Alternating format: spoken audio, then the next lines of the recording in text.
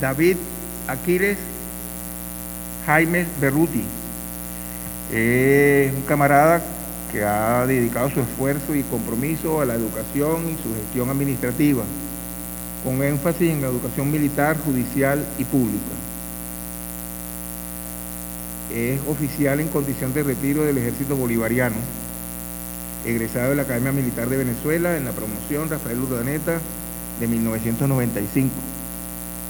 Profesor de Educación Integral, mención Educación para el Trabajo, formado en la UPEL, especialista en Sistemas de Información, abogado de la Universidad Católica Andrés Bello, o egresado de la Universidad Católica Andrés Bello. Maestrando en Historia Militar en el Instituto de Altos Estudios de la Seguridad de la Nación. Como profesional ha ejercido la docencia en diferentes niveles y modalidades desde el año 95 del siglo pasado, en las áreas de formación ciudadana, historia de Venezuela, pensamiento bolivariano, formación ética, operaciones psicológicas, informática, jurídica, entre otros. En la administración y en la gestión pública ha sido jefe de la División Académica de Control de Estudios del Liceo Militar Gran Balistar de Ayacucho, jefe de sección de coordinación docente del Comando de las Escuelas del Ejército, jefe de la División Académica de la Escuela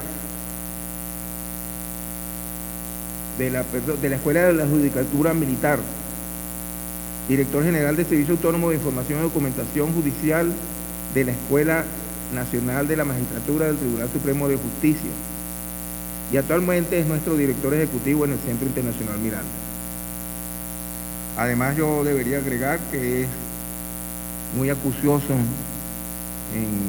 sus opiniones y en sus estudios, sus análisis, sobre todo en historia militar. Para mí es un honor ser el moderador de esta conferencia, porque en el poco tiempo que tengo conociendo a David, me he podido impregnar de su entusiasmo para el estudio y de su entusiasmo para ser leal a la patria en donde quiera que esté. Sin más preámbulos, vamos a escuchar la charla o la conferencia Chávez Militar. Les agradezco a todas y todos que pongan su teléfono en vibración y que presten atención a nuestro conferencista del día de hoy. Adelante, David.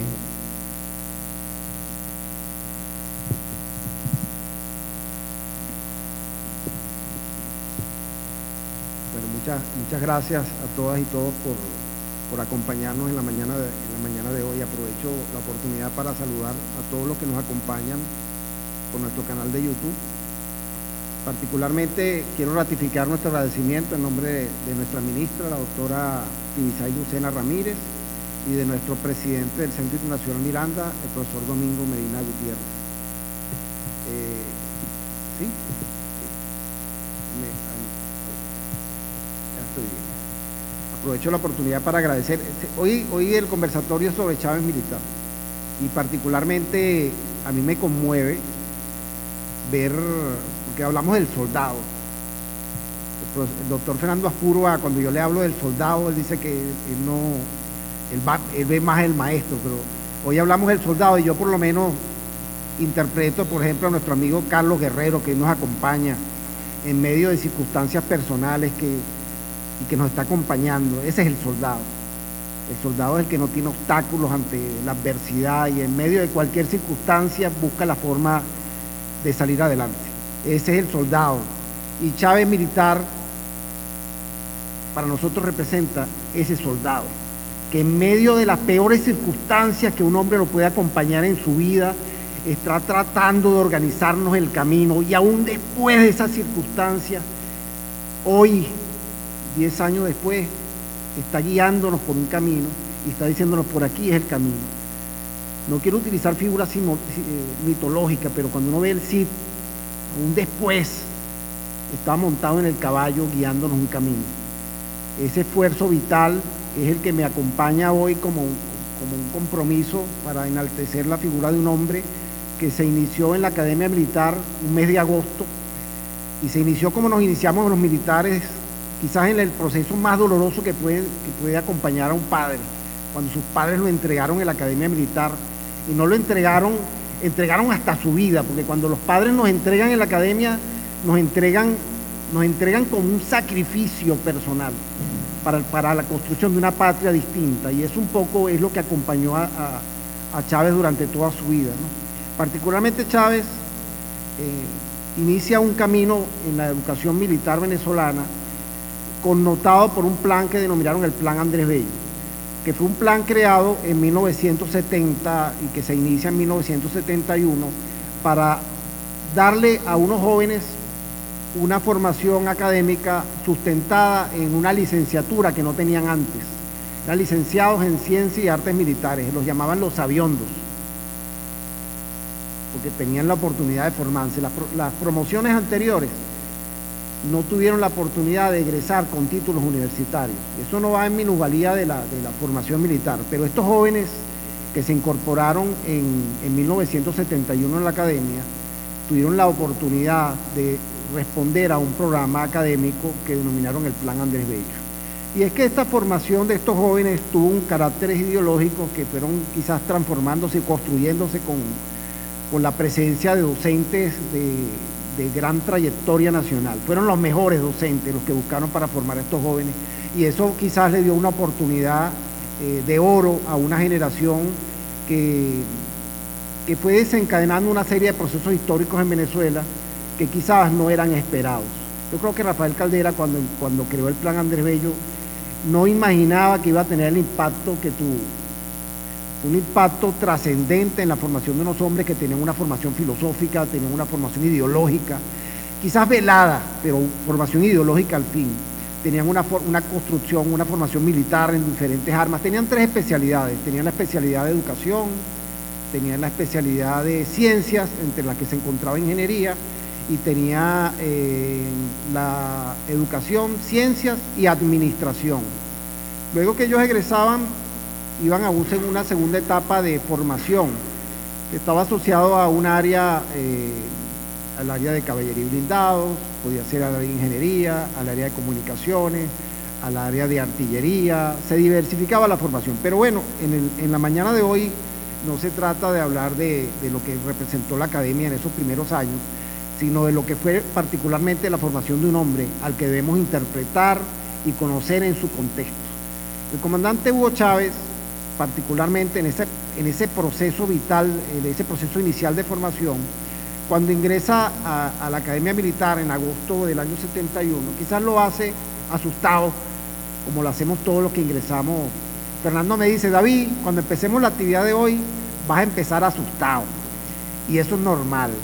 Hasta los más importantes ponentes que yo he acompañado en mi vida siempre empiezan asustados. Bueno, cuando este muchacho se incorporó a la academia, se incorporó asustado. Se incorporó asustado por muchos factores. Uno no sabe qué va a pasar. Yo recuerdo que en alguna oportunidad él mencionaba los primeros procesos de su formación, y siempre había sanciones físicas, había una serie de eventos que a cualquiera los preocupaban, porque a uno le parecen irracionales. En la medida que uno va pasando la carrera militar, se da cuenta que esa irracionalidad es parte de la guerra. La guerra es un acto irracional, y los que formamos parte de esas escuelas vivimos en la irracionalidad de los procesos de formación, que uno no sabe por qué suceden, pero que contribuyen a su formación. Entonces, este joven llanero, que me corresponde en la mañana de hoy honrar, tiene la peculiaridad de venir de una casta de venezolanos de los llanos, que fueron los que dieron la batalla de la independencia. Estos llaneros participaron en la guerra de independencia, participaron en la guerra federal, participaron en la república, y siempre un llanero es un hombre distinto. No voy a entrar en una percepción, una discusión sociológica, pero un llanero es un hombre que ve al mundo con criterio de igualdad, a diferencia del andino, que venía del siglo XIX, del siglo XX, que ve el mundo desde mi óptica, bajo un esquema de jerarquías. El llanero le cuesta el tema de la jerarquía. Y ustedes ven en el comportamiento del comandante Chávez que la igualdad para él era determinante. Y tan determinante era la igualdad que lo primero que hizo cuando asumió la presidencia de la República, además del proceso constituyente, fue garantizar el voto militar, pero no el voto, no cualquier voto, el voto activo. Al igual que la población, que algunos países de América del Sur, como por ejemplo, yo los tengo anotados por allí, tenemos el caso de Colombia, que no garantizó el voto militar, ni tampoco Brasil, pero Argentina fue pionero en el siglo XIX en garantizar la participación activa. Cuando hablo de participación activa es el derecho al sufragio, no pasiva, que sería la postulación como candidato en servicio activo. No podemos postularnos ni hacer proselitismo, ni participar haciendo propaganda. Eso lo establece el artículo 330, si mal no recuerdo, de nuestra Carta Fundamental. Pero sí participar en el voto, y eso nos garantiza como ciudadanos que podamos participar también en la construcción de nuestra sociedad democrática. Ese era el espíritu de esa, entre otros mensajes que podemos ir analizando a lo largo del discurso. Lo segundo que quiero mencionar,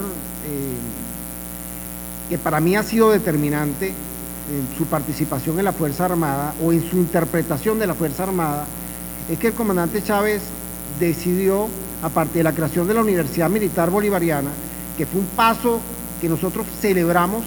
Claro, nosotros cuando el comandante Chávez gana las elecciones estábamos encuartelados, teníamos participación los que estaban en el Plan República, pero los que estábamos en las unidades estábamos festejando silenciosamente, porque no podíamos hacer mucha bulla. Yo recuerdo cuando era cadete en la Academia Militar que había una pregunta que era recurrente y permanente cuando nos entrevistaban, que parece hasta ridícula la pregunta, pero tengo que decírsela porque es una realidad. Que yo le comentaba en estos días, me parece que era a Xavier, quien además debo agradecerle que haya aceptado acompañarme. Él estaba como reacio, tuve que presionarlo para que me acompañara en la mañana de hoy. Todavía estoy preguntándome por qué. Y es que el comandante Chávez, aparte de garantizar el voto militar, crea la Universidad Militar Bolivariana. Nosotros el día que el comandante Chávez ganó, nos sentimos sumamente felices porque veíamos que podíamos tener una participación social mayor con nuestras ventajas y desventajas. Un camarada la semana pasada me decía, y eso lo voy a reflexionar, porque lo que yo construí hoy como discurso es producto de la concurrencia, de la participación de todos mis compañeros y compañeras que de una forma u otra me van diciendo cosas, ¿no?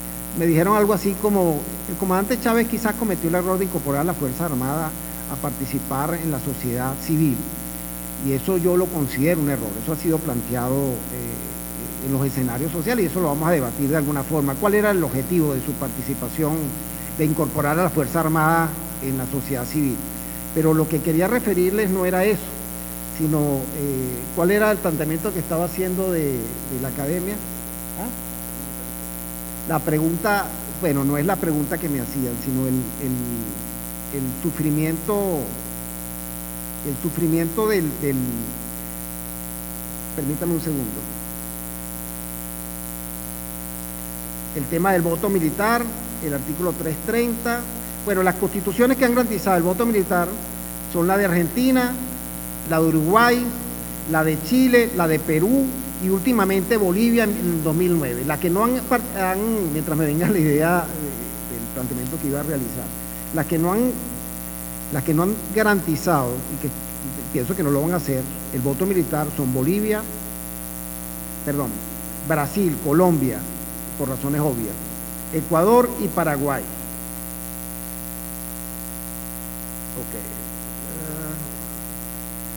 Hablaba de comandante Chávez en el año 71, los aspirantes a cadetes ingresamos asustados, pero valientes. En este caso Chávez es cantante, está listo para el equipo de béisbol, con la familia lejos y sin celular. Esa es una de las variaciones de la Academia Militar Moderna.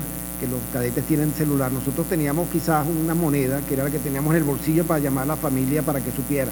Que es lo que me preocupa a mí del comandante Chávez ingresando a la academia, que yo sé que no tenía ni para comprarse la dotación inicial, que son los interiores, las camisas, las medias, eso es lo que uno necesita ingresar a la academia. Chávez no tenía nada de eso. O sea, ese era un sufrimiento. De repente en el proceso de construcción de Chávez Cadete fue superando estos obstáculos. Lo que quiero decirle es que ese llanero que se incorporó a la academia no tenía recursos. Como no teníamos recursos los que nos incorporamos a la academia. La academia militar tiene dos grupos, y me disculpan que sea franco con esto, o tenía dos grupos, no sé cómo serán los grupos en este momento. Había un grupo que era de la élite social, porque todas las familias querían tener un sacerdote y un militar. Y particularmente un militar andino, porque todos los andinos veníamos de los que yo pertenezco por vía de mi padre. Todos los andinos queremos participar, nos gusta o tenemos afiliación al poder de la academia militar. Y otro grupo que representa las élites sociales, que son las familias, son la élite, no vamos a llamar la élite colombiana, como diría mi amiga Viviana. Es una élite no tan establecida como la colombiana, pero sí una élite social que quiere una representación en la academia militar o en las Fuerzas Armadas con una intención clara, que es, ¿cuál podría ser esa intención? El poder, una afiliación al poder. Tenemos afiliación al poder y vemos en esta generación del comandante Chávez, él representa, como muchas otras, según sus propios testimonios, la única oportunidad que tenían para lograr la escolaridad.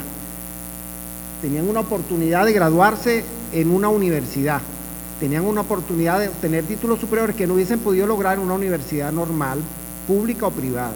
La academia militar les garantizaba varias cosas. Primero, la alimentación. Y en segundo lugar, la oportunidad de un estudio formal, y vaya estudio el de la academia militar, que particularmente en estos días conversaba con oficiales generales. Ellos utilizan una palabra que a mí particularmente me conmueve mucho, es la de forjar. Forjar, que es el ejemplo que forjar es someter a alta presión y a alta temperatura un material para sacar de él lo mejor que podemos obtener. Eso pasa en la academia militar. Es un muchacho formado en las peores circunstancias para obtener el mejor producto posible, y eso se logra. Cuando ya retomé el tema de lo que quería plantearles, cuando en estos días hablábamos de Chávez, y particularmente el mismo Chávez había dicho que Chávez somos todos, yo particularmente reflexionaba sobre esas palabras, y es que en la academia yo conocí por lo menos 400 Chávez. La gente piensa que cuando Chávez muere físicamente acaba un proyecto formativo, una generación. En la academia hay 400 muchachos que tienen las mismas características, que tienen los mismos estímulos, que tienen la misma realidad socioeconómica, que responden a los mismos ideales, y que yo particularmente en este momento que estoy haciendo la maestría en Historia Militar, a cuyos compañeros que nos acompañan por YouTube, aprovecho de saludar, es en esos compañeros que son capitanes, tenientes, comandantes, coroneles y generales, que veo esos mismos valores de supremacía social, esos valores de comprensión de la realidad y del mundo, que siempre debemos, que uno siente que se extinguieron, pero que están permanentes y vigentes, y que no debemos perder de vista. Ya no se habla del plan Andrés Bello, ya se han consolidado otros modelos educativos quizás más complejos. Quizás las generaciones como la del general Jacinto Pérez Arcay ya se fueron, pero hay generaciones que las están relevando con la misma convicción y que sin lugar a dudas van a dar resultados tan valiosos y tan notables.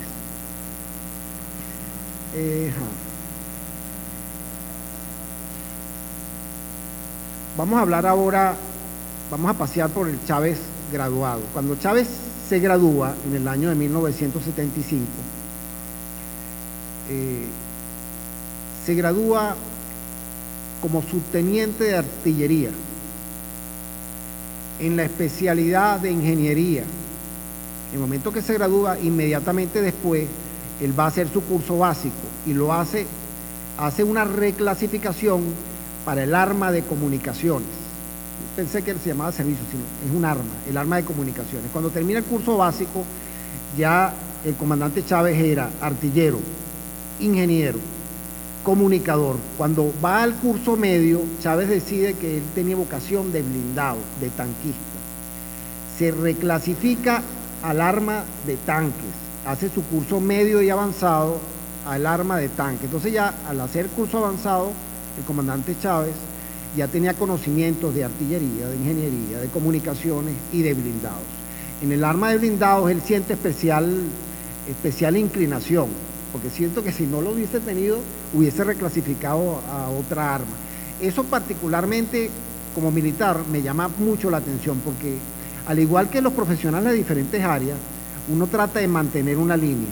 Pero en el momento que el comandante Chávez decide reclasificar, porque yo lo veo como un hombre de una angustia vital, de un fuego que en el área de historia militar llamamos el fuego sagrado. Era un hombre que tenía una tormenta existencial que él buscaba suplir con el conocimiento. Es un hombre brillante académicamente. De hecho, cuando usted se va para la Escuela de Caballeros Blindados y ve la pared de honor de la Escuela de Caballeros Blindados, allí va a observar el nombre del comandante Chávez de mayor, haciendo su curso de avanzado de blindados. Quedó el número 1 en su promoción en materia de blindados.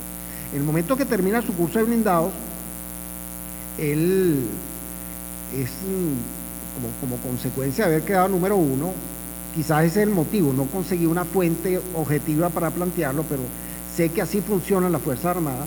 Eres enviado a Guatemala, a la Escuela Superior de Guerra de Asuntos Civiles y Guerra Política, a realizar una especialización en guerra política en Guatemala. Luego de concluir su especialización en guerra política, no sé si manejaban esa información, él fue a la Escuela Superior, a la Universidad Simón Bolívar a realizar una maestría en Ciencias Políticas. Retorna de la maestría en Ciencias Políticas, la cual me parece, no tengo claro, el periodo de formación fue de 1 año, no tengo claro si fue concluido por razones de servicio, pues fue transferido a una unidad. En ese momento él estaba trabajando en el Palacio de Miraflores. Él estaba participando él estaba trabajando particularmente como ayudante, como jefe de ayudantía del Consejo Nacional de Seguridad y Defensa en el Palacio de Miraflores. Eso fue en el año 1988 y 89. Luego de allí es remitido a un batallón de cazadores como oficial de asuntos civiles, que eso tiene mucho que ver, esos elementos tienen mucho que ver con el aspecto comunicacional del comandante Chávez. Fue formado no como un periodista, pero sí tenía un perfil de formación en el área de comunicación, que luego se va a ver en todas las actividades como presidente de la República. Entonces, ¿qué quiero yo plantear con esto? Cuando vemos al comandante Chávez y vemos su trayectoria como presidente, la misma es producto de un proceso de formación que responde al estamento militar. Chávez fue durante toda su vida, fue militar. O sea, uno no puede decir que el ser militar esté asociado a que se configure un uniforme. El ser militar es una estructura de pensamiento. Y particularmente en el ejército nosotros decimos que los oficiales blindados tienen la peculiaridad que tienen una vista frontal y cuando definen un objetivo van hacia ese objetivo sin mirar para los lados. Y eso es una configuración de los oficiales blindados. Son tercos, son persistentes, son constantes, ese es el blindado. Y él particularmente fue comandante de un grupo de arma X-30, que es el tanque de mayor poder en las Fuerzas Armadas. Es un tanque que cabe en este salón. Es un tanque estruendoso, un tanque destructor. Pero bueno, en lo que refiere cuando hablamos de los historiadores que participaron, indiscutiblemente está el general Jacinto Pérez Arcay, los coroneles Prudencio Méndez, Serapio Romero, fueron oficiales que sembraron en esta generación, en esta promoción del año 70, que particularmente esta promoción del año 75 tiene una peculiaridad y tiene quizás no sé si ustedes manejan o que maneja la Sociedad Nacional, que es la promoción Libertador Simón Bolívar II. Esta promoción Libertador Simón Bolívar viene de seguidillas de la promoción Libertador Simón Bolívar del año 33. Esta tiene la peculiaridad que tiene un costo moral e ideológico. Ustedes se imaginan lo que representa pertenecer a la promoción Libertador Simón Bolívar dentro de una institución. Es un gran compromiso que de alguna forma el comandante Chávez y el grupo de oficiales que lo acompañaron en el 4 de febrero, pues asumieron con mucha gallardía.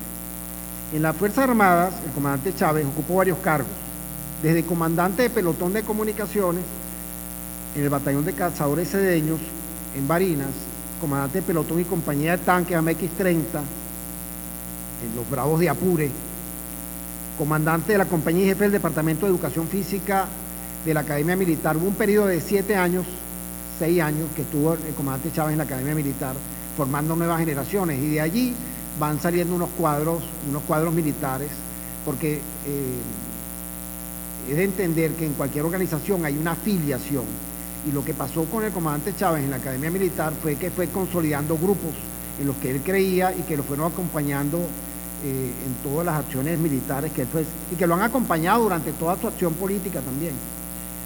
Después jefe del Departamento de Cultura de la Academia Militar, después fue comandante fundador. Yo digo que de repente él no le gustaba mucho, él siempre planteaba un tema de discusión con el general José Antonio Páez por el tema de la cosiata y todo eso, pero él fue comandante fundador de la compañía José Antonio Páez de la Academia Militar, que era para ese momento el curso militar de la academia, eran los alfereces de la academia. Luego fue comandante fundador del núcleo cívico-militar de desarrollo fronterizo Arauca-Meta, después jefe de ayudantía del Consejo Nacional de Seguridad, que ya les mencioné, después oficial de asuntos civiles de la Brigada de Cazadores, comandante del batallón de paracaidistas coronel Antonio Nicolás Briceño en el cuartel Páez. En el cuartel Páez, él después de asumir la presidencia, el primer acto como presidente fue acudir al balcón del reencuentro, el balcón de la proclama en el cuartel Páez, donde él, de hecho hay unos videos que no los traje el día de hoy por considerar que el tiempo quizás no daba, pero que pueden buscarlos, que es su primera proclama en el cuartel Páez después de asumir la presidencia, donde él explora los sentimientos que como un oficial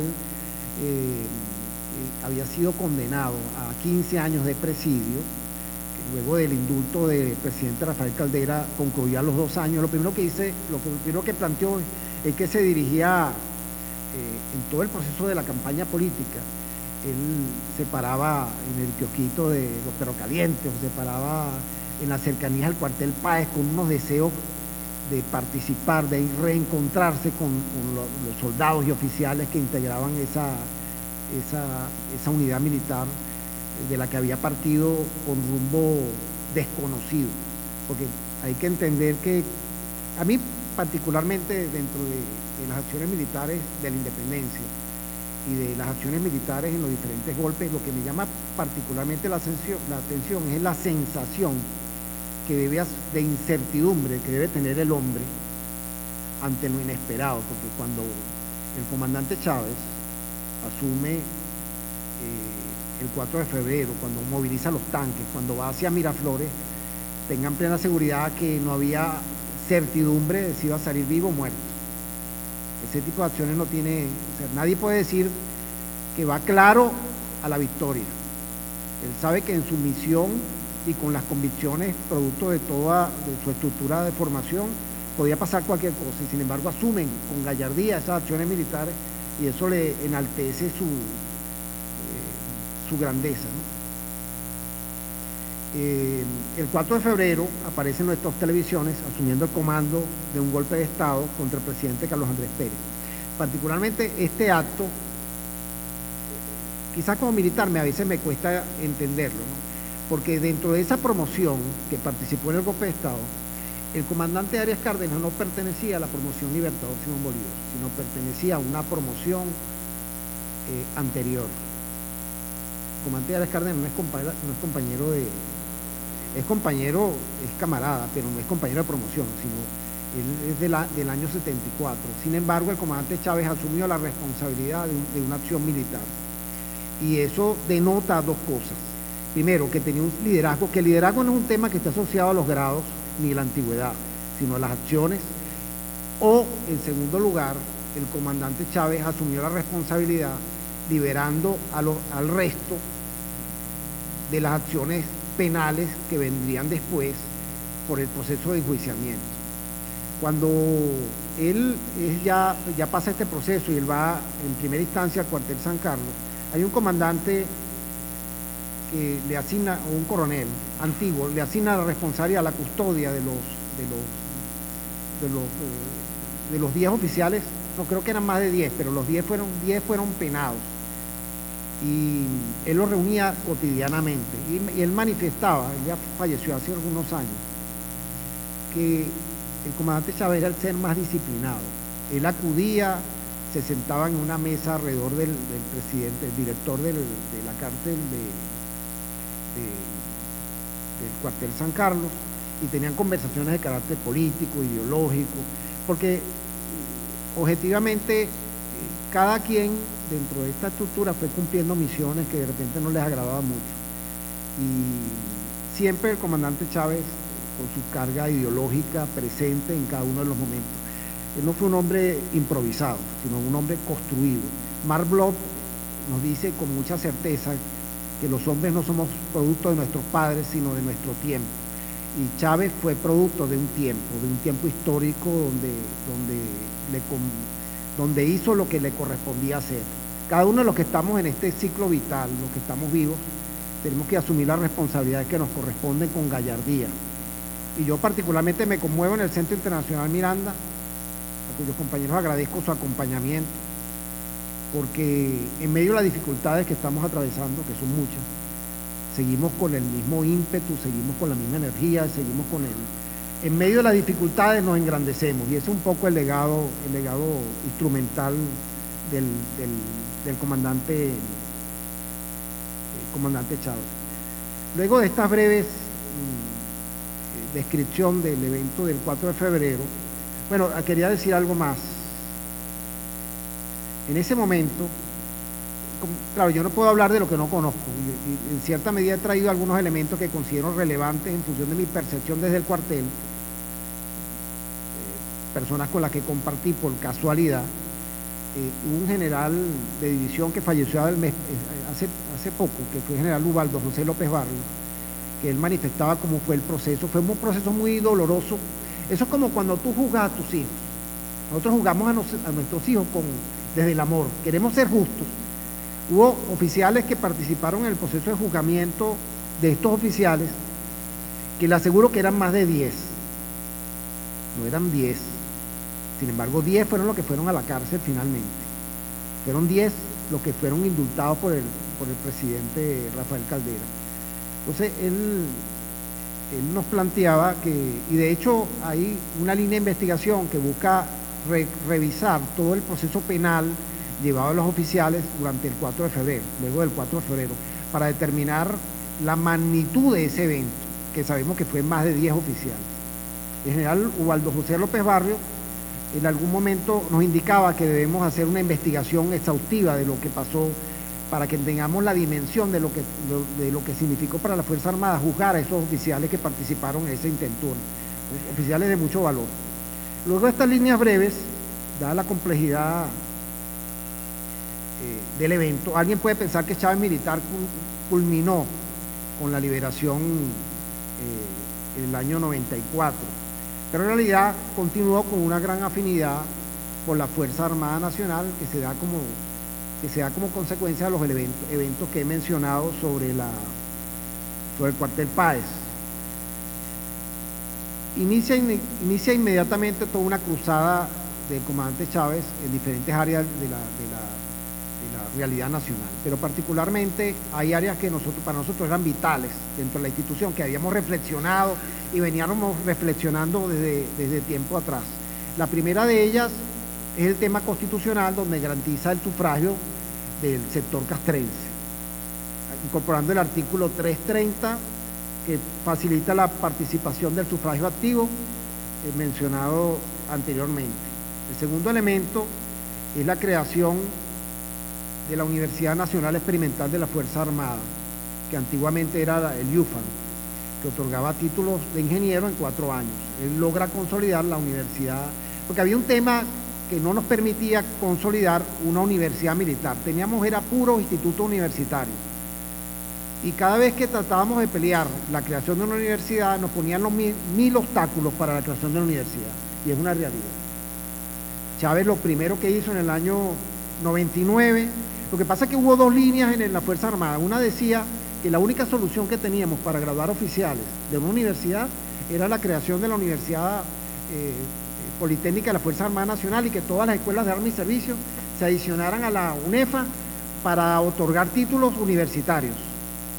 Ese fue el primer paso, creó la UNEFA, pero eso no fue suficiente, porque creó la UNEFA y entendió que la UNEFA era un medio de formación social que podía hacerlo trascender, podía ser la universidad más grande del país, podía ser la universidad que tuviese brazos en todo el país, es un poco la tendencia que ha tenido la UNEFA. Luego creó una figura que denominó las regiones estratégicas de defensa integral, que responde a una visión estratégica nacional donde dividía el poder por sectores y que eso tenía un objetivo de simplificación y eficiencia de la fuerza militar. Entonces hablamos de la creación de las regiones estratégicas de defensa integral occidental, los llanos, capital, central, oriental, Guayana, marítima, insular y los Andes. Luego en el año 2010 dio un paso trascendente para los oficiales y fue con la creación de la Universidad Militar Bolivariana, que fue, ya entendió que la UNEFA era una cosa y la Universidad Militar Bolivariana era otra, y con eso garantizó que los oficiales, por un tema de autoestima, tuvieran su propia universidad. El tema no era cuánto costaba formar un oficial, sino el tema era que nosotros necesitamos una universidad que demostrara nuestra grandeza. Si usted va a cualquier cuartel hoy en Venezuela, se va a conseguir a comandantes, a mayores, a capitanes que son doctores, que tienen maestrías en diferentes áreas de conocimiento, porque la profesionalización de nuestra Fuerza Armada nos hace cada día más eficientes. Y aquí respondo parte de la controversia que un compañero nos hacía en estos días pasados cuando nos hablaba de la participación de la Fuerza Armada en la sociedad civil. Esta participación, en la medida que incorporemos toda participación de oficiales de la Fuerza Armada en cualquier organismo público, debe responder a una razón estratégica, y para eso fue concebido, por una razón estratégica. Si son profesionales en el área económica, pues pueden participar en cualquier área de la sociedad, y eso se había desarrollado al principio del siglo XX hasta 1940, 1950. Usted ve la participación de los oficiales en cualquier área de la sociedad de manera notable, siempre había una participación.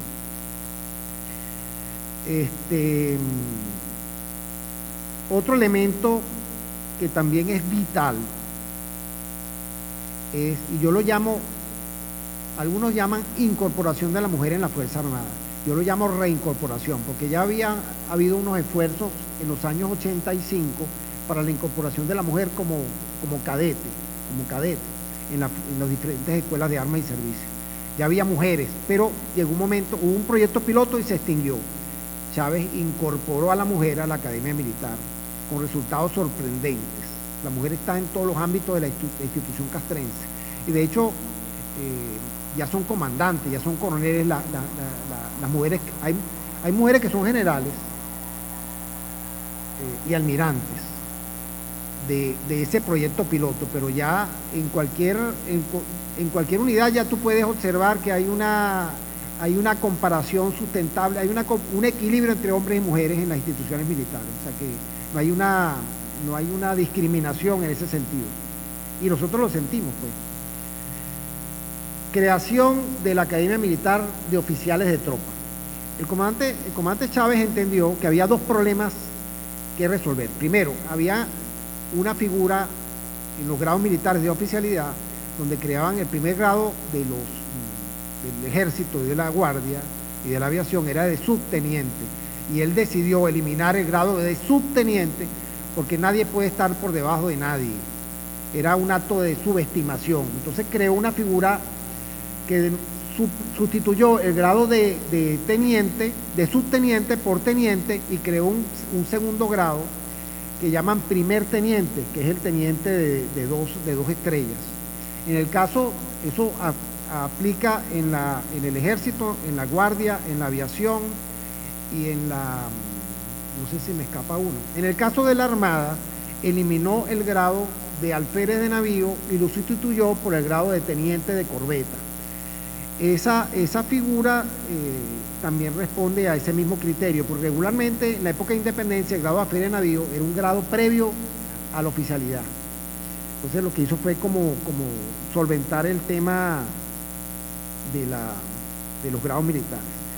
Creó una nomenclatura que particularmente nos conmovió mucho en la Fuerza Armada, aunque nos trajo problemas. A veces él lanzaba el proyecto y el que estaba en la aplicación quizás evaluaba los costos, pero ese costo se resolvió a corto tiempo, porque había un problema en la Fuerza Armada con los suboficiales profesionales de carrera, que era también un tema de subestimación de un hombre que de repente cumplía 30 años de servicio en la carrera, en la institución, y solamente llegaba al grado de maestro técnico supervisor, y de repente llegaba un teniente que tenía un día de graduado y lo comandaba, teniendo los mismos méritos, teniendo la misma trayectoria organizacional. Entonces llegó el comandante Chávez y dijo, no, mira, vamos a crear una figura de oficiales de comando que sean los egresados de las academias militares, del ejército, de la guardia, de la armada.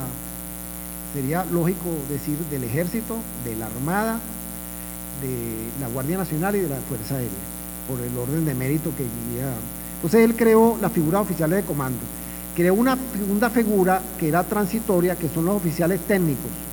Esos oficiales técnicos eran los suboficiales profesionales de carrera, que los llevó a oficiales técnicos, con la finalidad de que tuvieran los mismos grados de los oficiales de comando, pero que estuviesen dedicados a las áreas técnicas, garantizándoles a lo largo de su carrera el honor que correspondía a su trayectoria. Pues logró un equilibrio. El tercero fue lo que denominó los oficiales de tropa profesional. Esos oficiales de tropa eran los soldados que se incorporaban a las escuelas como soldados rasos, que hacían una trayectoria inicial en los cuarteles, luego iban a un proceso de formación en la escuela de tropa profesional en La Victoria, y luego con una capacitación adicional, una formación adicional de año y medio, se graduaban como oficiales de tropa. Entonces con esto configura una organización igualitaria. Como bien les decía al principio, el llanero ve el mundo de una forma llana, de una forma igual, y el comandante Chávez vio a las Fuerzas Armadas de esta perspectiva igualitaria. Esto fue en el año 2008. Otra de las angustias que acompañó al comandante Chávez durante todo su proceso y que nosotros vivimos fue el mejoramiento de los servicios de alimentación de los oficiales.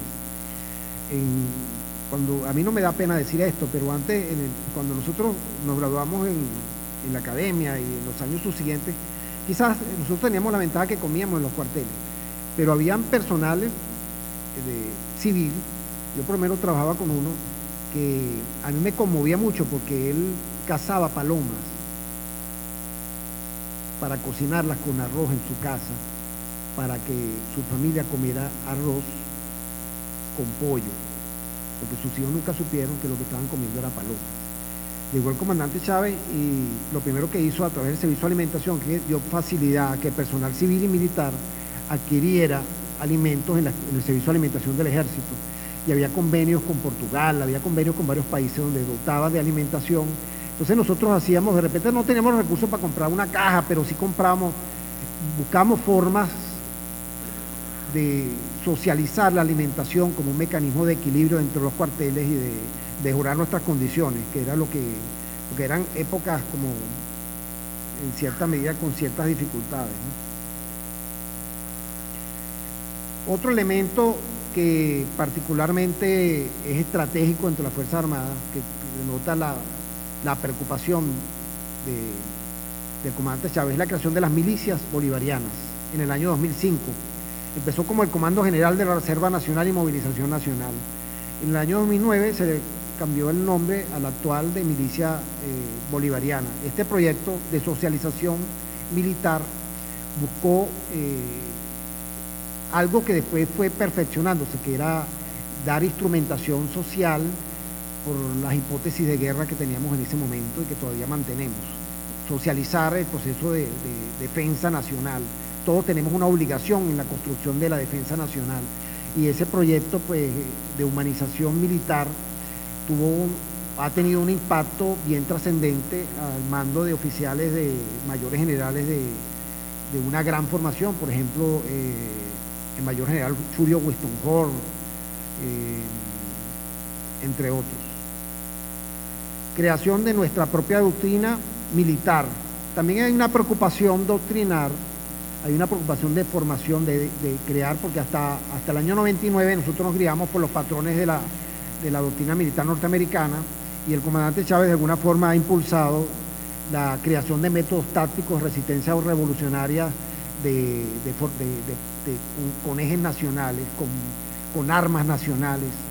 Potenció la creación de la Compañía Anónima Venezolana de Industrias Militares, la compra de materiales bélicos fundamentales, pero más allá de la compra de materiales bélicos, el acondicionamiento y la nacionalización de todos los armamentos que teníamos a nivel nacional. Y vemos el caso de los F-16, toda la aviónica nacional ha tenido que ser objeto de una ingeniería. Los oficiales han tenido que especializarse en el mantenimiento preventivo y correctivo de nuestras unidades militares. Vemos iguales principios en el tema de los tanques. Tenemos a nuestros oficiales dedicados a preservar, a mantener. El tema del mantenimiento es primordial, pero también el tema de la nacionalización tecnológica.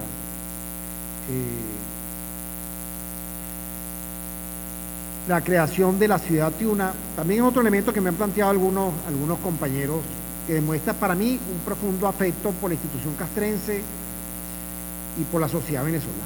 La creación de la ciudad Tiuna ha sido cuestionado por muchos y aplaudido por otros.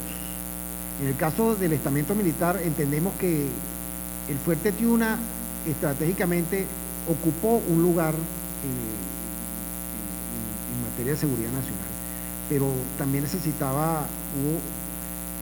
necesitábamos sacrificios sociales para humanizar la vida de muchos caraqueños, y ese fue el principio de la creación de la ciudad Tiuna.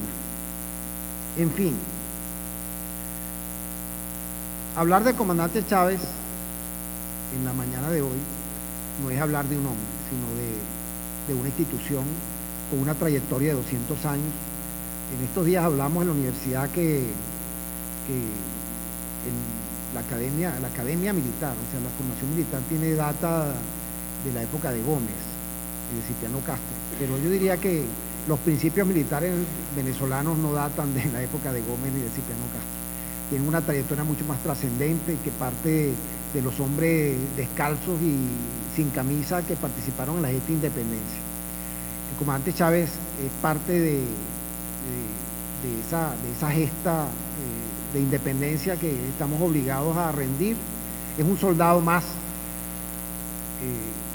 me permito decir que es un soldado más, porque no es el único soldado. Hay toda una estructura que fue formada para dar lo mejor para la construcción de una sociedad, y que yo estoy seguro y convencido de que es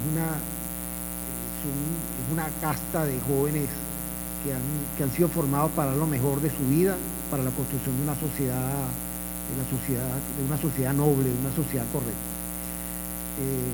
Existen muchos más aportes, mayores aportes del comandante Chávez que mencionar, pero hemos querido plasmar ante nuestra audiencia que han sido años de un esfuerzo desde que Chávez militar contribuyó sin lugar a dudas a la construcción de nuestra amada patria.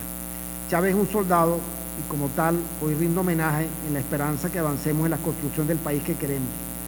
Hoy, 10 años después de su siembra inmortal, Chávez sigue trabajando por la construcción de un sueño nacional. La siguiente lámina, Emmanuel.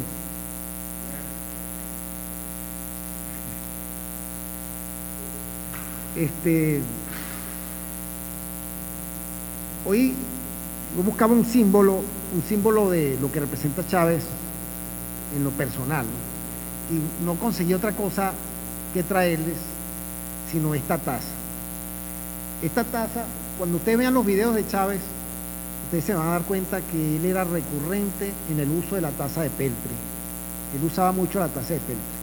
Y la taza de peltre para mí representa la sencillez, la simplicidad, representa el afecto, representa el hogar. Estoy en mi casa. Yo particularmente tengo mi taza de peltre en la casa.